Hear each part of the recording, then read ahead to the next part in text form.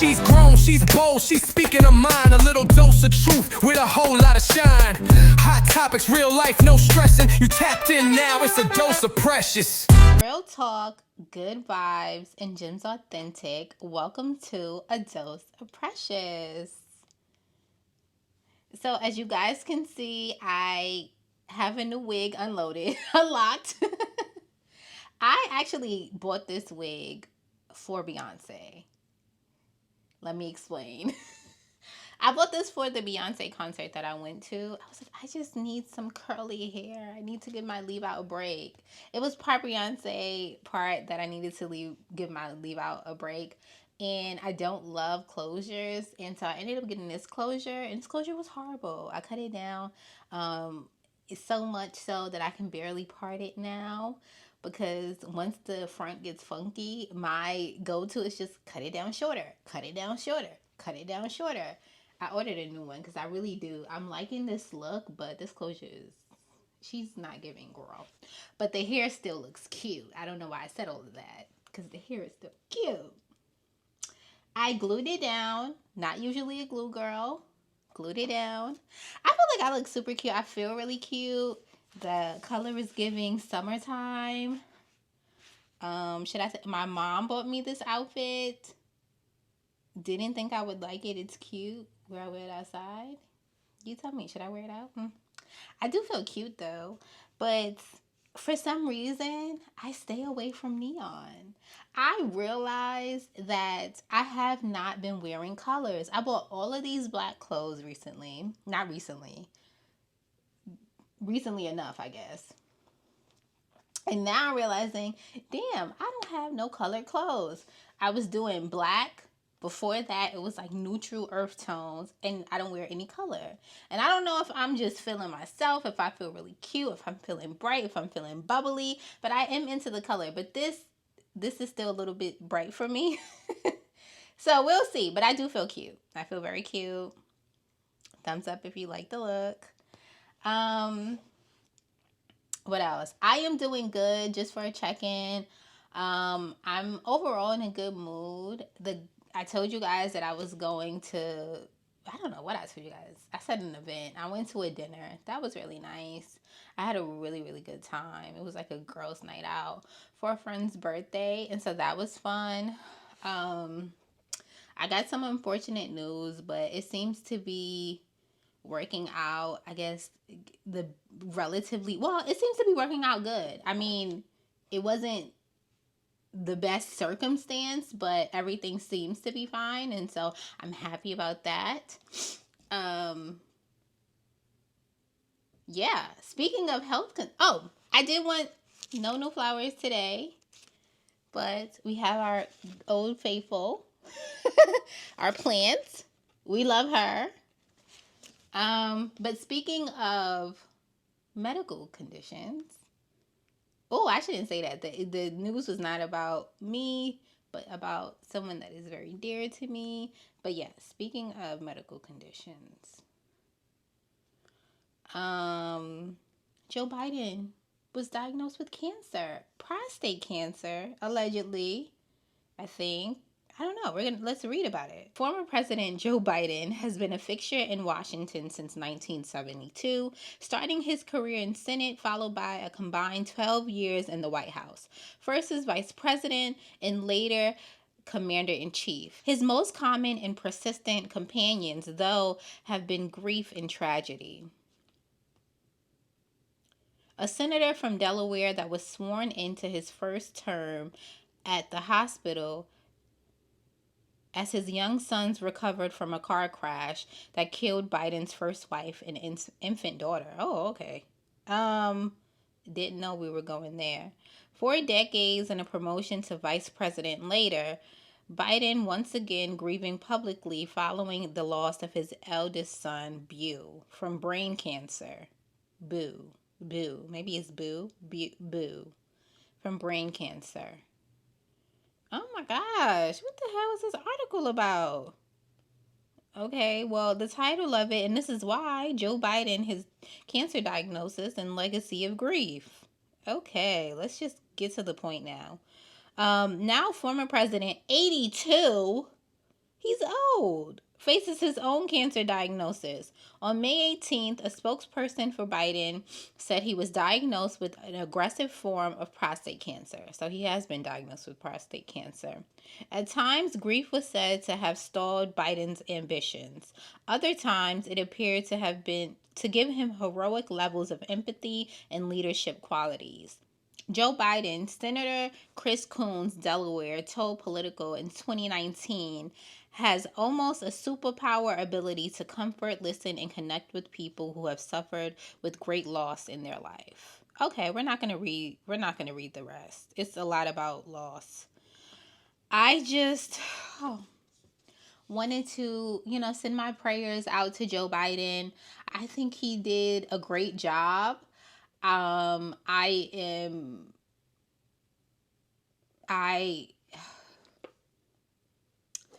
It's always sad to hear things like this, and so I again am sending my prayers out to Biden and his family. We're gonna jump right in because we have a lot to cover. We're gonna go to viral talks. I felt like an actual reporter or journalist today or this week preparing for this episode because I really was locked in with this Diddy case. No, I did not read the actual transcripts. I guess that's what it would be called. But I did listen to a lawyer explain everything. That's just me being honest. So this is where I'm getting my information from. I want you to know that the lawyer did the same thing that all of these news publications do, or these news outlets, whatever you want to call them, blogs, magazines, or whatever. She interprets it. But I took it from this person specifically because she is a lawyer and she is currently practicing law. And so I just I thought she was the best person for me to get my information from. And we won't speak on, his charges. We spoke about that last week. If you missed it, go back and watch that. But we did get to hear Cassie's full testimony. It was intense. It was long. It was intense. It was long. That's how I would describe it. And so I have my notes. This is based off of what I interpreted her say. And just some key points from her testimony. So we know that Cassie met Diddy at the age of 21, and her record deal was a 10-album deal, which is something that's not common. I want to point that out because that is what is going to contribute to her not being able to leave, because she's contractually obligated to do certain things, which means she will continue to remain under her control. Well, during that time, she would continue to remain under her control, whether they were romantically involved or not. So let's just be mindful of that. Anyway, during her testimony, she describes these events, these freak-offs as we know them now, as basically her setting up or her reaching out to sex workers in order for them to come over to a hotel. When they would book these hotels, they would book them under various aliases so that the people at the hotels wouldn't know exactly who would be staying in these rooms. They would have these sex workers come to the rooms. Essentially, the sex worker and Cassie would engage in sexual activity, and Diddy would watch. He would either watch from inside of the room physically, or he would go to another room and watch on a phone. So Cassie made it clear that he would often record these interactions and then essentially use them to threaten her. So whenever she would try to leave, he would essentially say, I'm going to release these tapes or 2 tapes or whatever the case may be. And that was one tactic that he used in order to get her to stay with him. Cassie did share that it was often physical abuse during these freak-offs. So if she would not do something correctly, if he would just get too high and get upset, then he would essentially beat her. She also made it clear that Diddy controlled her entire career, which we know that's true because of the 10 album deal. Diddy also controlled her housing, so, you know, her living situations. Specifically, I believe he bought her a condo in New York and he bought her a condo out in LA or California. I don't know exactly where they were. And then, of course, he controlled all of her finances. So we hear a lot of talk. Oh, I did want to make it known that he was also in full control of these freak offs as far as lighting, positions, and then he would also pick the sex workers. Now, she would be the one to reach out, but Cassie would show him photos of these sex workers, and then he would choose who he would like or not. So that's how he was in control of that. Cassie made it clear that she did not enjoy these freak offs, that she only wanted to do them because it made her happy. She said several times that although she didn't necessarily like them, she would do them because it felt like he would be so happy with her after the freak off that she felt as if she was doing something right. This was also the only time that she would get like one-on-one attention with him. So after she was done with the sexual encounter with the sex worker, she would go into another room and essentially rub the semen of the sex worker onto Diddy's chest and nipple area. And I guess they would be able to cuddle. Sometimes they would also have sex after that as well. Cassie would often use drugs. The first time she used these drugs that she would use during these freak offs, I'm not sure if she used drugs before. They did say something about like a history of drug usage, so I'm not sure if it was before or she started exactly with him, but I know that he would provide her with drugs. She used these drugs in order to cope because she did not enjoy these interactions. She said that she was getting so many UTIs that the UTI antibiotics or medication stopped working at some point. She also often got sores in her mouth, and she also began to have stomach issues, which is why she would often vomit during these sexual encounters. And if she vomited or not, she would have to continue on with whatever she was doing. She often felt unsafe. She felt degraded. She felt nasty, she said. But she would comply with the freak offs because of fear. Again, Diddy controlled her finances. He controlled her housing. He controlled her, essentially. And so whatever Diddy wanted, she would have to do. And I also wanted to discuss, there has been a lot of people online saying, why didn't she leave? Why didn't she leave? Why didn't she leave? We all saw, or not we all, but I'm sure most people that are commenting on this and saying, why didn't she leave? We saw the video of her trying to leave. That was her trying to leave. And what happened when she tried to leave? He stopped her. He beat her. And honestly and truly, even if she had physically left in that moment, 9 times out of 10, he was going to be able to find her, because she also said in her testimony that whenever she wouldn't answer the phone, he would send people to find her. And if someone has that much control over your life, then he's going to find you regardless. If she didn't answer the phone and he popped up at her place and she didn't open up the door, he would just bang on the door, break in. And then when he would break in, he would get in and beat her. It's so insensitive to blame the victim. And I hate that people do that. And I think that that's so freaking disgusting. If you know anything about domestic violence, then you know, this has been said so many times, that the most dangerous time that you will ever be in when dealing with a domestic violence situation is when the victim tries to leave. When the victim tries to leave is the most dangerous, because that is when they are more likely to kill you. We did not see him kill her in that video, but he could have easily. If he's beating her and punching her and she gets on the floor and then he's kicking her in her head, he could have easily killed her. When they asked in that video, why did you stay on the floor? You know what she said? Because it felt like the safest place at that time. For people to not be able to see that the girl is a victim is just heartbreaking.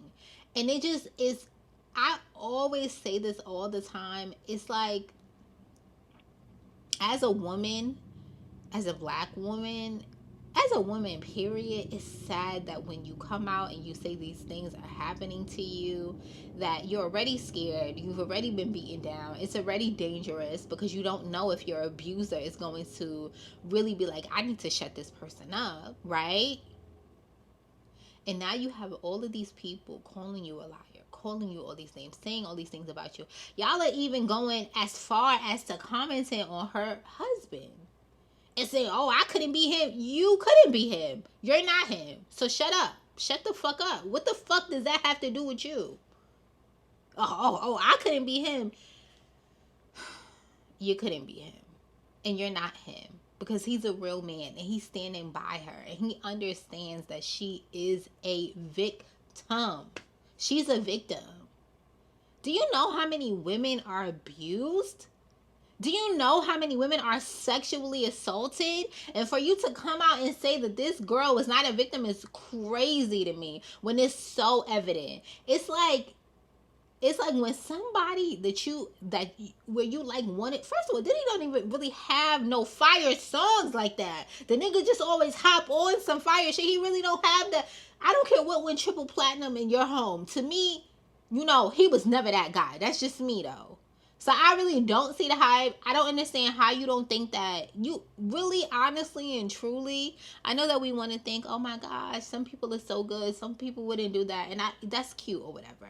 But the truth is, you don't know what a person is capable of. And if so many people, because so many people came out with lawsuits against him.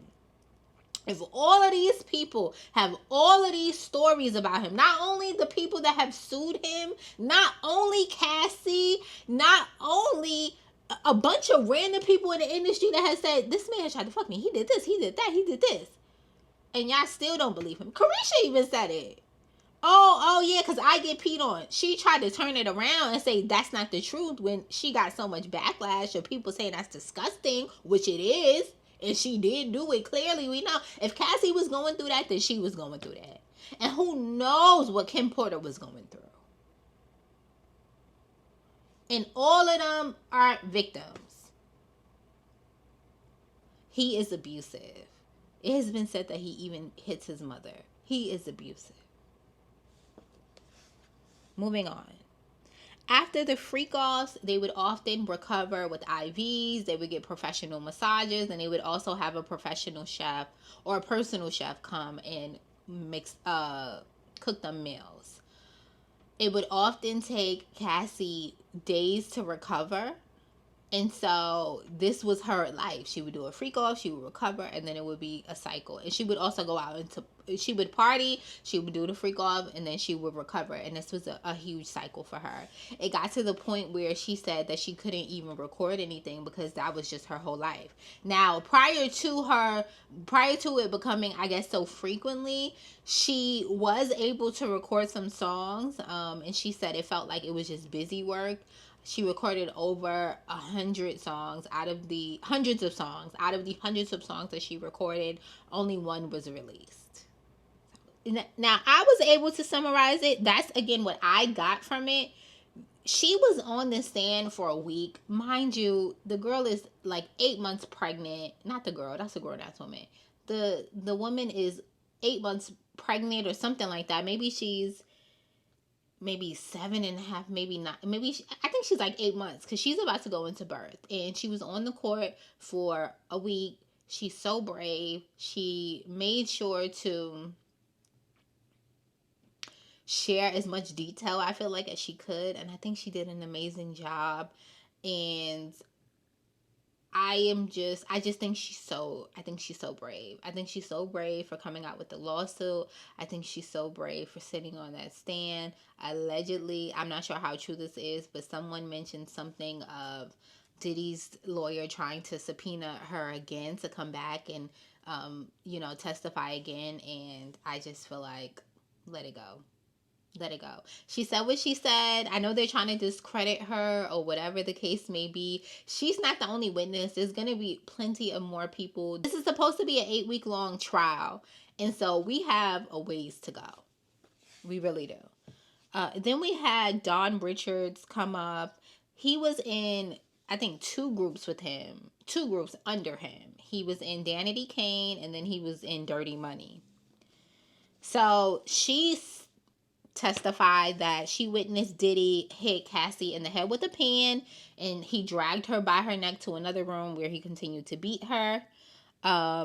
She said that the violence was very unpredictable. And one day when she when she had a conversation with Cassie, she was like, girl, like, basically, like, you need to leave now, immediately. Diddy basically told her, mind your fucking business. Bitches like you that don't mind their business, they go missing. And she said she decided it was best for her safety to mind her business.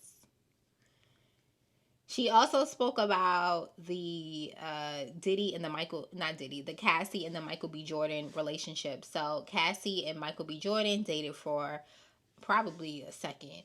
And Diddy called and he threatened Michael B. Jordan. Allegedly was very, very, very jealous in that moment. And so that relationship ended.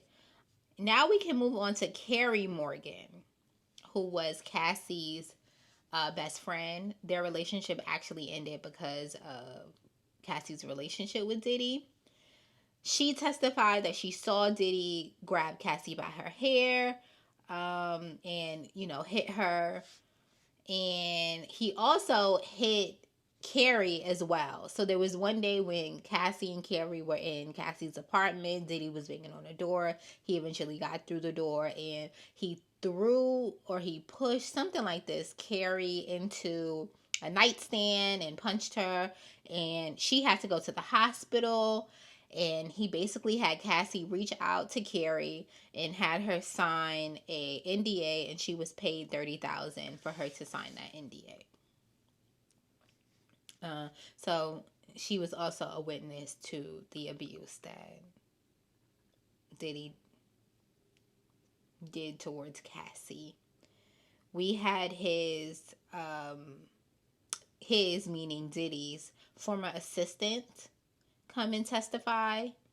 He said that the job was nonstop, it was demanding, and he had to be available 24/7. So he always has to be available throughout the day. He testified that he supplied Diddy with drugs and sex supplies, which is aka that baby oil. He would also prep the freak offs. He would prep clothes. He would prep the baby oil. He would prep the drugs. Specifically, also, prescription medication, but there was lots and lots of bottles of prescription medication, along with other drugs as well.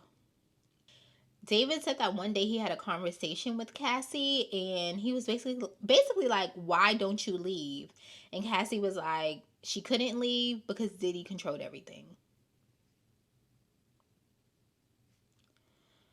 Things were so intense working for Diddy that there was 2 times where some money went missing, a watch went missing, and they made the assistant undergo a lie detector test. He did pass, but at that time he felt like it was unsafe and he feared for his life, and so he quit after that. He did put in a 6-month notice and he was able to train the next assistant. I also want to note that Diddy had multiple assistants and one of his assistants was hospitalized for dehydration. So that's how hard he works his people. Moving on to Cassie's mother. So Cassie's mother received an email from Cassie warning her about Diddy possibly releasing sex tapes. Cassie expressed that she was also afraid for her concern. She was also concerned for her safety. Excuse me. Cassie's mom also received a request from Diddy that he needed $20,000 from her mom because he had invested so much money in Cassie, and so he wanted his money back. That was interesting. The money was later returned, which is also interesting. But if he's a billionaire, what the fuck do you need $20,000 from a regular person for? Because she had to take out a second loan on her home, a second mortgage on her home. Mortgage loan, same shit. The mother also has several her mother also has several pictures of her bruises. There was another incident where Diddy took Cassie's phone and the mom was really upset. She was arguing with Diddy. She was trying to hit him. And eventually she ended up calling the police. Diddy did give back the phone. But that was another incident of him being controlling. We then hear from the Punisher, which is one of the sex workers. He participated in several of their freak-offs. He said that he didn't witness any drug use aside from marijuana. He didn't see any visible abuse from Diddy towards Cassie. He also didn't see any indication that Cassie was like nervous or that, she was doing this against her will. He did confirm that Diddy was controlling and that he was into voyeurism. When Cassie went to her best friend to get her to sign the NDA, although the money came from Cassie, she knew that it was Diddy's money. He found out about the Kid Cudi relationship and he kicked her in the back. They didn't speak about him blowing up the car.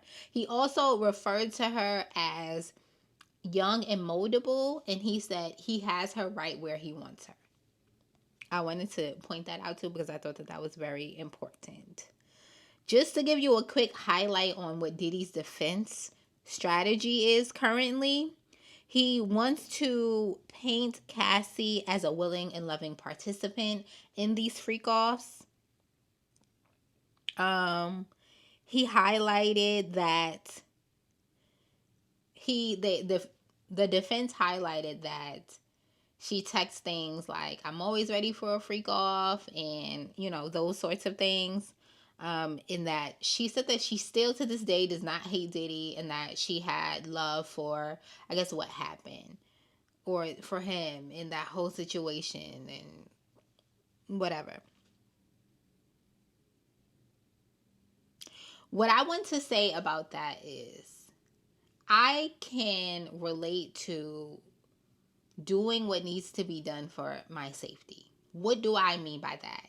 No, I didn't have to do freak-offs in order to, whatever, get something. But then I think about the times when I'm in New York and I'm walking down the block and I decide that I don't want to speak to a man and I don't even respond to him, but I get cursed out and I'm getting threatened or somebody is trying to embarrass me because I don't want to interact with this man. This is what men do. These are men that I don't even fucking know, right?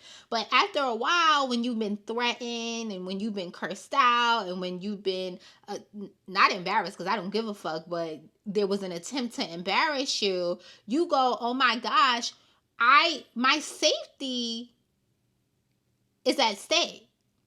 He may be cursing me out and get so upset, and then he may actually come over here and punch me in my face, or he may be threatening me, say he'll fuck me up, and he may actually come over here and fuck me up.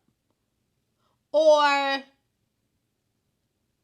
what was the third one that I said? He's trying to embarrass me, but what if he takes it so far as to him putting his hands on me, right? And so after those experiences, after a while, what did I start doing? I started giving these men my number. Why am I giving them my number? Do I want to speak to them? Am I so interested? No. Once I'm safe, I'm blocking these bitches, right? But in that moment, I am afraid. Because at the end of the day, I am still a woman. No, I'm not as tiny as Cassie, right? But what is, if it's A man that's trying to talk to me and he's really upset, right? Because I'm not trying to talk to him, and women have gotten killed like this, right? That's also another thing. Then I know stories of women that have gotten killed because a man tried to talk to them, and maybe they're not having a good day or whatever the case may be. They get upset with you, and now, boop, that's it. You're gone. What did I start doing naturally? I'm giving these men my number now, because I know that this is what I need to do in order for me to make it home at night. So for me, I understood it. Should I participate from Cassie's perspective? Should Cassie say, no, I'm not participating and get her ass beat even more than she was already getting her ass beat? Or should she play along with it? Play along with it so that maybe I don't get my ass beat today. Maybe there is a possibility that I can make it out of this situation. If I say, if I show any type of unwillingness to participate, and this man literally kicks her head in, hits her with pants, drags her by her throat, should I just participate in this and it'll be over? I mean, sex doesn't last. It'll be over really quickly. Women do it all the fucking time. Women do it all the fucking time. It's the same. It's not the same intense, but it's very sim to me saying, let me just give this man my number so that he doesn't punch me in my face. Let me just give this man my number so that he doesn't try to kick me upside my head. Let me just give this man my number so that I know that I can make it home safe. It's same. And I just don't understand why people can't put that together. Why is that so difficult for you to understand? Why?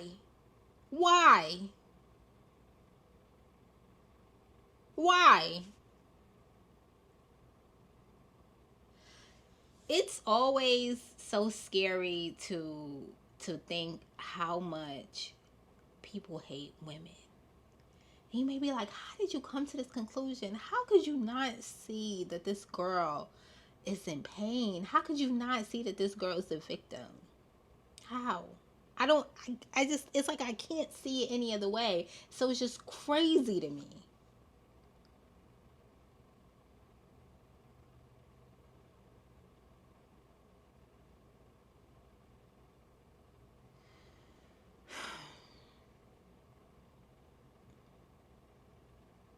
I just want to send my prayers out to Cassie and her family. They said it was reported that she told her husband that she can't live with this pain at one point in time, and she just can't do it anymore. That she's been through so much. I could only imagine. And for you to be brave enough to tell your story, and for people to still come out and say these heinous things and not believe you and not give a fuck. Because y'all are just like, the things that y'all are saying out of the side of your mouth is insane. I saw someone's take, and I said I wasn't going to even talk about this, but really quickly, saw someone's take of somebody saying, oh, she thought because she was light-skinned, it wasn't going to happen to her. No, she didn't think that. She didn't have a fucking choice in the matter. She didn't have a choice, regardless. Whether she thought she was... Kim Porter was beautiful. Anybody that says she wasn't is insane. It's not about light skin. It's not about her thinking, oh, it can't be me. It's not that. She had no choice. It could have been anybody. If he said, I want you, Kim Porter didn't have a choice. Can we talk about that? I watched a documentary, and Kim Porter's baby daddy, her first son, her first son's father, said he came somewhere, Diddy was there, he had Kim with her, he was like apparently so infatuated with Kim, and then boom, he was with Kim. Kim did not have a choice. Kim didn't want to be with him either. Kim didn't have a choice. You want to know why I know she didn't want to be with him? Because she had conversations with him saying, just stay out of this, I don't want you to get hurt, blah blah blah blah blah blah blah. Maybe at one point Kim also loves him, and I'm not going to deny that. I don't know the lady. I don't know. But I'm sure that, after the 100th time of getting your ass beat, it's kind of like, I'm done getting my ass beat now. Okay. I've had enough.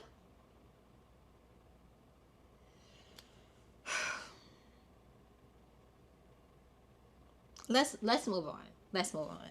We're not moving on to anything lighter because we're moving on to the Hailey and the DDG situation, which is also about abuse. So let's go. So we know that Hailey has come out with it. Not come out because she didn't post it to the public, but it was reported that she has gotten a temporary restraining order against DDG. Why? Because he is abusive.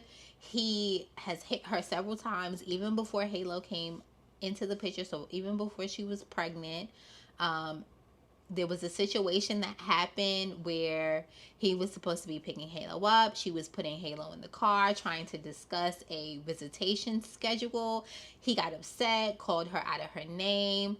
And then I guess began to try to pull her out of the car. I don't know what happened. Maybe they were going back and forth. They were tussling, and he smashed her head into the steering wheel and cracked her tooth. She's in the car crying. She refuses to leave the car because he's upset. They get to his house. She explains what happened to his parents. She's crying. They say, we're going to, take care of Halo. We're going to make sure that Halo was okay. And then she feels comfortable to go home. There was another incident where he broke into her house. He took a picture of her bed, basically accusing her of sleeping with other people. Mind you, she's single. She could do what the fuck she wants. But why are you in her house without her permission? People may say he was dropping off Halo. They had a schedule. He was supposed to drop off Halo at a certain time. He came back at 9 in the morning or something like that at the wrong time, like 8 hours or something of the sort earlier. And there you go. That's what happened. He also accused her of being with Brent Fryas. Again, she is single. So why are you worried about who she's with?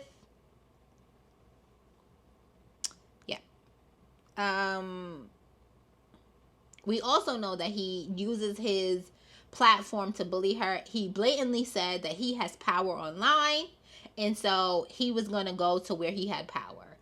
And he essentially got his little minions that are 12 and have never been in a relationship because they're all incels and children, right? To go and bully her and put under her post, give back Halo, like, that's not her fucking child, but whatever. Anyway, in the report, she wrote that she's fearful that he may kidnap Halo. She's requesting sole and legal custody, and she wants supervised visits for DDG. They have a court date scheduled for June 6th. Some people may say that this is extreme, but I have seen the effects of a bitter baby daddy. I have seen the effects of a bitter baby daddy. We meaning society, not me, because I don't do that, but love to speak about women being bitter and all of this type of other stuff. But and at one time, I felt like because society pushes that narrative so much that I was like, oh gosh, this is what's happening. But now I see the other side. I don't know if there's an actual shift in society. I don't know if I'm older and now I can just see. What I will say is, and I've been saying this, and I wish that if you don't have a child and you're listening to this, either way, if you do, be very, very, very careful with who you decide to have a child with. I'm going to say it again. Be very, very, very, very, very careful with who you decide to have a child with. That will determine how your life turns out. It will. If you have a child with somebody like a DDG, that person is going to make sure that your life is as miserable as possible. They are going to do everything in your power to make sure that you are as miserable as possible. That you may get some happiness, but that you get very little. And the only thing that I can say is that Hailey went about this in the correct way. She sat back, she gathered evidence, she didn't say too much. Okay, she came to the internet once. She didn't even bash him on the internet. All she said was, I did not want my baby in that situation. I don't know why he thinks it's okay to even put their baby out there on the internet the way that he does. I personally think that's inappropriate. I am me, and not many people know my damn name, and I would not post my baby. I wouldn't. I would not.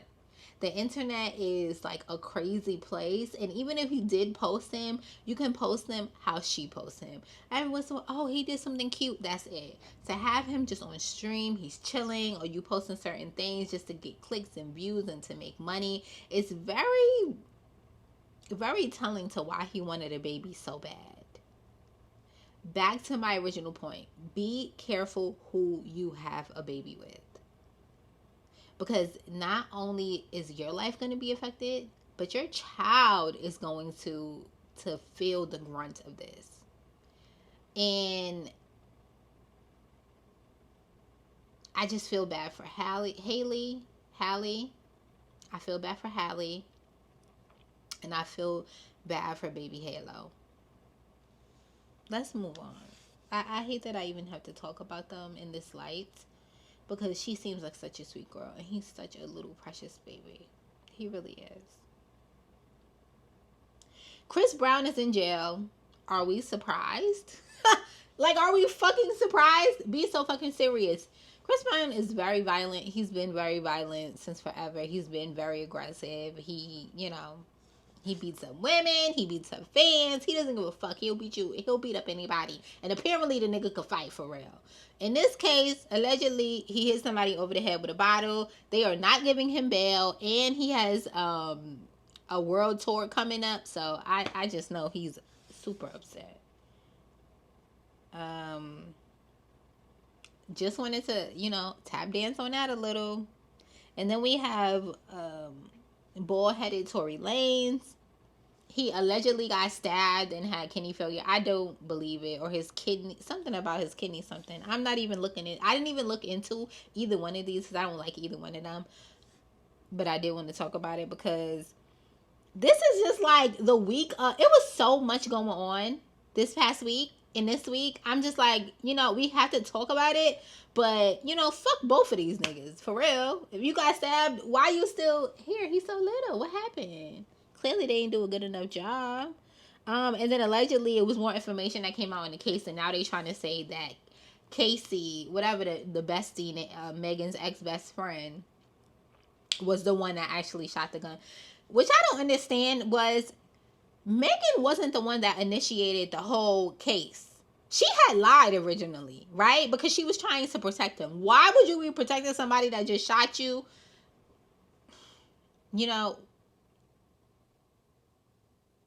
Call me a snitch. That nigga would have been in jail that night. That's just me, though. But, whatever. But the crime that he was convicted of, he clearly did. They said, did you have a gun? He was a felon. He wasn't supposed to have a gun. He had a fucking gun. Not only did he have the gun, he shot the gun recklessly because he was drunk, he was intoxicated, whatever the case may be. Guilty, guilty, guilty, guilty. Moving on. Stop it. Why do y'all hate black women so much that y'all just are trying to diminish their entire experience? Why? It's like really crazy. Like, honestly, I can't even. Like, it's crazy how much it's just like y'all don't like women. All of these stories, well, I guess the Chris Brown one, I think he threw a bottle at a man this time. But he do like to be bitches too. Are about these predators coming for these women. The evidence is as clear as day. The DDG situation, I'm going to put up pictures so you guys can see as I'm talking, right? We know the Cassie situation, we literally saw her running. It's just like, it's never ending. It's never fucking ending. It's so dangerous to be a woman. Like, I'm just like, it's too much. It's too much. I guess now moving on to a lighter note, we're going to move on to show recap.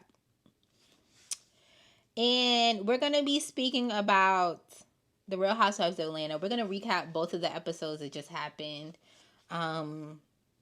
Because I don't think either one of them was juicy enough to talk about themselves. And we're not even going to go into super specifics, honestly. So we know that in one of the episodes, Portia had an event, and during this event, it was brought up that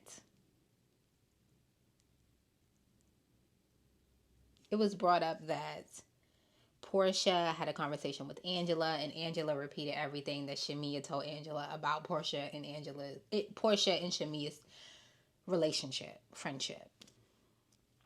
And so they basically started to address their concerns. Shamea didn't think that allegedly, not allegedly, Shamea doesn't feel that Portia was basically showing her the same love that she was showing her. That's confusing. Let's start over. So we're at Portia's. Well, I want to start off by discussing Portia's event where Portia and Shamea are able to talk about their friendship. We know that Shamea has some concerns about just Portia not reciprocating the type of love and the type of support that Shamea has shown towards Portia. Portia, I felt like she was kind of caught off guard. She then brought up, like, why are y'all even bringing this up? Like, what's it to you kind of thing? Like, why are y'all talking about this anyway? I just feel like, I saw somebody else say this. It seems like Portia feels as though she didn't do anything wrong. And I think that in itself, that was a good observation. I feel like that in itself is exactly what it seems like. It seems like Portia feels like, well, I didn't do anything. Like, I'm going through this and I'm going through that. But it's like, if she felt like you were going through this for years, then you are doing something wrong. And if she's a true friend, you would try to understand what you're doing, try to understand her perspective and shift. That hasn't happened. That hasn't happened because I don't feel like Portia likes her like that. Portia does not fuck with her. And I know that Shamea she's like super open and she has these friendships and she has such good energy and all of these things. And I think that that's amazing. But I feel like Portia just does not like her like that. And it would be nice for Portia to be like, Shamea, that's just not, like, we were there one time and we're not there now. I recently had to come to that realization that sometimes you have a friend that you've been friends with for, well, not recently. Not recently. I had to come to a realization as I got older that you can sometimes have friends for a long period of time, but although you guys may have been really, really close at one time, you may not be close forever. That doesn't mean that y'all can't be cordial, y'all can't be cool, y'all can't still hang out, but that's just not your bestie like how it used to be. And that's okay. That is absolutely fine. I'd rather Shamea just understand that, accept it, and move on than keep on crying. She keep crying. She talking about it. Every time she talk about it, she gets so emotional about it. We did see Portia get emotional about it once. But I honestly feel like I don't feel like she cared like that. I don't feel like she cares. I don't. I feel like she's just like, is this done? Are we over with? For her to, okay. And so then they had their little situation there. Nothing was resolved. We move on to them having a sit down situation with, well, actually, I think after that, they ended up having a sit down with Ralph. Maybe that was before. Whether it was before or after, we can discuss that now, too. So, Shamea allegedly has a conversation with Ralph. Not allegedly. She has a conversation with Ralph. Allegedly, the conversation was supposed to be about this podcast that he was starting. They're speaking about this podcast. Of course, it gets back to Drew.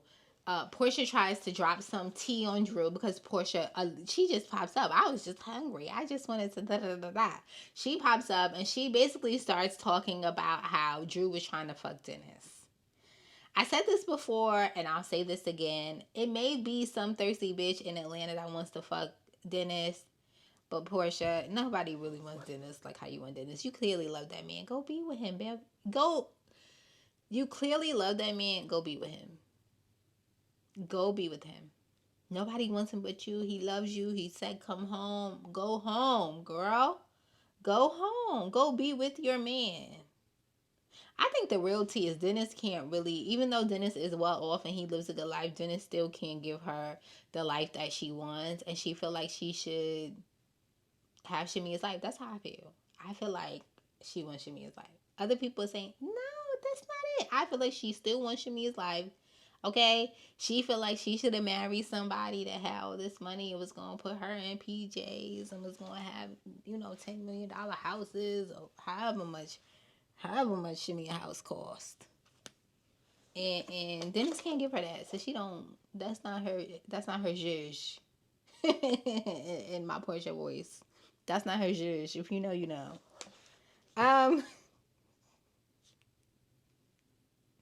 Moving on. That whole situation was corny. Of course, Ralph in his true form ends up talking shit about Drew. I thought that was so whack. Like, that's the mother of your kids. Why are you talking to the mother of your kids? Talking about the mother of your kids to bitches that's her ops. Anyway, back to the other conversation that Portia and Shamia has. So basically, again, Shamia is trying to express herself. Portia is shutting her down. Portia gets so emotional, she needs to go, and she goes to the bathroom. Shamia gets into like, why can't we be friends? Like how we're friends off camera. And she mentioned that Portia said something about, oh, well, I asked you, why can't we be friends on camera like we are off camera? And you said, oh, they need to pay me more for that. And I just feel like if you love me, why can't we do this? And da da da da da da. And Portia paid her dust. Portia paid her dust. I don't know how many times Shamia is going to sit there while Portia gives her ass to kiss. I don't know how many times. I don't know when it's going to stop. I have no idea. Your guess is as good as mine. Your guess is as good as mine. What I will say is, Shamia, give it the fuck up. I said this already. She don't like you. She don't want to be your friend. Let it go. That's it. There's nothing else to discuss. She doesn't like you. She doesn't want to be your friend. Let it the fuck go. That's it. I like how you don't see what everybody else is seeing. I see it, she see it, he see it. You can't see it. She already said she's doing a hard stop. I hope that means a real hard stop. I hope that, she pays Portia dust. You don't need to be beefing with her. You don't need to all of that. If you come to her party, come to her house, or not to her house. Y'all come to a party. Y'all go to the club. Y'all at the same club, at the same party together. If she comes up to you, she says hello, say hello back. There's nothing wrong with that. Hey girl. A quick, how you been? If it's that, how you been? Girl, I'm good. You good? That's it. Y'all don't need to be buddy. You don't need to be on the phone. She don't need to be at your house. Let it go. Mama, let it go. It's okay. Sometimes you outgrow friendships. It happens to the best of them. That's okay. She was never your friend. She let bitches talk about you in front of her face. She let her mom say whatever about you. I've had situations where my mom has said, or I shouldn't say my mom, where somebody has said, and my family has said something about a friend of mine. It didn't have to get disrespectful. I just be like, don't talk about my friend like that. Please stop. And that's it. Don't do that to my friend. That's it. You don't say nothing. You let anybody talk. The crackhead down the block could talk about the damn girl. You don't say nothing. It's ridiculous. Now, should you entertain the crackhead down the block? No. But you know what I mean. Like, it's crazy. That's not okay. That's not okay. And then to just quickly speak about Angela.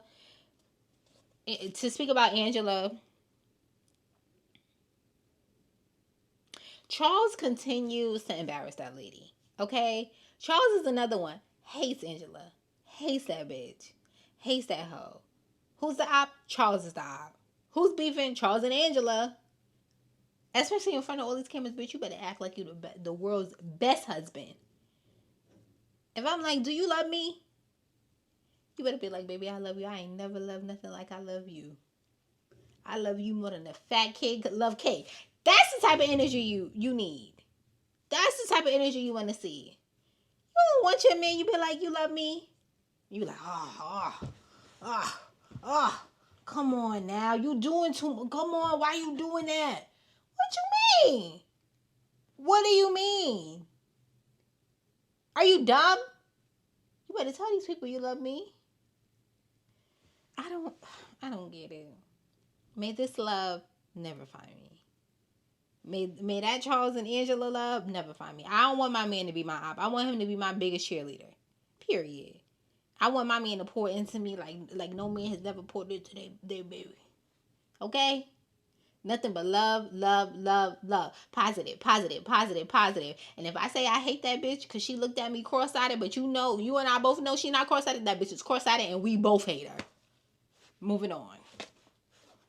So, the title of this is My Husband Cheated on Me While I Was Pregnant, so I keyed his car. Okay, Reddit, buckle up. This might be the most unhinged thing I've ever done. And I say that as someone who has cried because my grilled cheese was too crispy. Pregnant hormones are no joke, okay? So I'm 33 weeks pregnant, first baby, emotions all over the place, boobs massive, feet non-existent, husband, let's call him Jake, suddenly acting super weird. Now, Jake is usually clingy in a good way. Always rubbing my belly, asking about baby names, making me smoothies, like a Pinterest dad. But for the past 2 weeks, distant, secretive, smiling at his phone, whispering on calls, and saying just work stuff when I asked. Work stuff? He works in IT, not M630. Not M630. I mean, oh, he said MI. Why am I thinking about M613? Okay. Last Tuesday, I was already on edge because I couldn't find my favorite maternity leggings. Spoiler, I was wearing them. And Drake said he had to go out for a bit. No explanation, no specifics, just out. At this point, my overactive hormonal brain did what any rational woman would do. Stalk mode activated. I called my best friend Rachel to come over. We got in her car. I shared my live location with her the last time he mysteriously left. He left mysteriously. Don't judge me, it's survival. We followed him across town like two bloated nasty drills. He pulls up to a nice looking townhouse. We parked a few houses down. He knocks on the door and this gorgeous woman answers. Long hair, wearing leggings I could never pull off, holding a baby. My soul left my body. I saw red. I saw flames. I saw every single cheating while she's pregnant TikTok I've ever strolled through. I made Rachel drive me back. I was in silent the whole way, numb. I did what any completely rational person would do in this fragile state. I grabbed my keys, walked outside, and keyed liar on the side of Jake's precious black SUV. He came home 2 hours later, smiling like a guilty man, holding a paper bag of Thai food like this was going to fix anything. I didn't even let him put it down. Who is she, Drake? Drake. Who is she, Jake? He blinks. Who is who? The woman, the baby. I saw you. You think I wouldn't find out? He goes completely pale. Then he starts laughing. Not just a giggle, a full-on wheeze laugh. Babe, that's my cousin Anna. She just moved here from Seattle. I was helping her get a baby's crib set up and didn't want to stress you out with the family drama. I'm frozen. Why didn't you say that? Because the last time I said the word crib around you, you cried for 45 minutes because our baby will be born under Mercury retrograde. Touche. I still didn't believe him at first until he showed me photos. A group chat. FaceTimed Anna, who confirmed while breastfeeding that she is indeed his cousin and has a husband who looks like Thor. So yeah, I ruined his car for no reason. Hormones plus anxiety plus true crime podcast equals a bad combo. But wait, there's a twist. The next morning, Jake goes out to assess the damage to his car and comes back grinning. He turns towards me and says, "You're lucky you're pregnant." The side of the car now says lizard, not liar, and I apparently misspelled it. Wow. while sobbing. We're getting it repainted. He told the neighbors I was just very passionate about reptiles. This was cute. This was cute. It was not cute because I get it, but this was cute because you're pregnant. Congratulations. I'm sure you had the baby by now.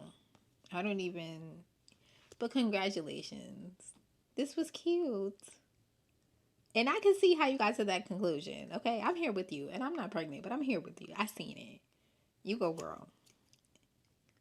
Oh, I also wanted to say I made it to 3,000 followers on TikTok. So if you are not following my TikTok or my other social media platforms, here is my TikTok, here's my Snapchat, and here is my Instagram. I hope that you guys enjoyed this video. Don't forget to like, comment, subscribe, share. Also, this is going to be streaming on all social media platforms where you can listen to a podcast. So definitely go listen over there. Can't wait to see you guys next week. You tapped in now, it's a dose of precious. It's a dose of precious. It's a dose of precious. It's a dose of precious. She's grown. She's broke. She's speaking her mind. A little dose of truth with a whole lot of shine. Hot topics, real life, no stressing. You're tapped in now, it's a dose of precious.